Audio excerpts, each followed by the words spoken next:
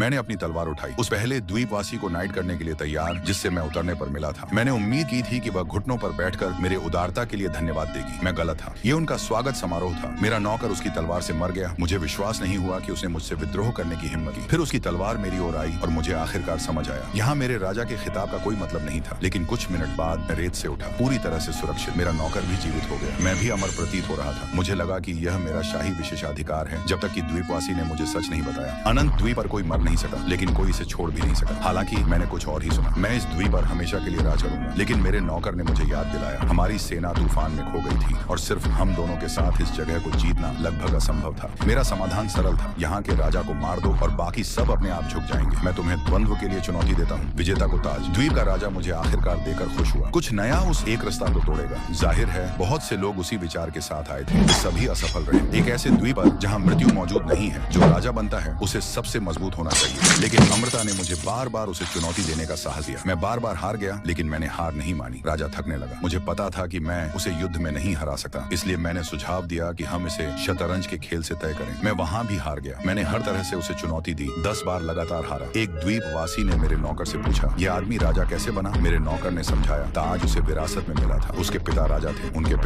पिता के पिता के पिता। हाँ, समझ गया। सच ने मुझे तोड़ दिया। मेरी पूरी जिंदगी में कभी नहीं हारा, क्योंकि सभी मुझे जीतने दे रहे थे। मैं इसे स्वीकार नहीं कर सका। अपमान ने मुझे मेरे नौकर पर गुस्सा करने के लिए उकसाया। राजा को हराना मेरा जुनून बन गया। मैं द्वीप के दूरस्थ हिस्से में अंधेरे मंदिर गया। मैंने शक्ति के बदले अपने शरीर के हिस्सों का बलिदान दिया। अनगिनत पुनर्जनन के माध्यम से मैंने अंधेरे उपकरणों का एक पूरा सेट इकट्ठा किया। मैंने फिर से उसे चुनौती दी, लेकिन सभी ने मुझे नजरअंदाज कर दिया। मेरे हमले एक धूल के कण से भी कम थे। अच्छा पुराना स्ट्रम। राजा ने आसानी से मेरे सारे उपकरण छीन लिए और ताज को जमीन पर फेंक दिया। तुम राजा बनने के लायक नहीं हो, तुम बस एक बच्चे हो जो कभी बड़ा नहीं हुआ। मैं खोया हुआ महसूस कर रहा था। ये वह जीत नहीं थी जो मैं चाहता था। मेरे नौकर ने मुझसे हाथ बढ़ाया, चलो फिर से शुरू करते हैं। अनंत द्वीप दूसरा मौका देने के लिए है, लेकिन मैं सिर्फ वह ताज चाहता था। मैंने अपने नौकर की आंखों में निराशा नहीं देखी, न ही उस संदूक को देखा जिसे राजा ने खोला था, जो ताजों से भरा हुआ था। मैंने ताज उठाया और पानी के किनारे की ओर भागा, यह देखने के लिए कि मैं इसे पहनकर कैसा दिखता हूँ। लेकिन मुझे एहसास हुआ कि यह वह नहीं था जो मैं वास्तव में चाहता था। तभी मुझे समझ आया कि मैंने कुछ कहीं अधिक महत्वपूर्ण खो दिया था। दया से दिया गया ताज, एक ऐसा राजा जिसका कोई सम्मान नहीं करता। मैं खुद को बेवकूफ बना रहा था। मैं उस पहले द्वीपवासी के पास गया, वह महिला, और उससे मदद मांगी। उसने मुझे मना कर दिया। मैंने बदलना सीखा। मैंने उसका लोहार शिष्य बनने की गुजारिश की। प्रशिक्षण में लंबा समय लगेगा, लेकिन अब मेरे पास समय की कोई कमी नहीं थी। मैंने अपने हाथों से ताज से कुछ बनाया और इसे अपने नौकर को दिया। एक राजा के ताज से गढ़ा गया। तुम्हारे लिए, एल्स्टॉर्म का दोस्त। मेरा मतलब है मेरा दोस्त। मेरे सिर पर ताज ने अपना भौतिक रूप खो दिया, लेकिन अब मेरे ऊपर एक गढ़ा हुआ ताज की छाया थी। उस पल में मुझे राजा होने का असली मतलब समझ आया। सूरज की रोशनी उस मूर्ति पर पड़ी, मुझे राजा के रूप में ताज पहनाते हुए।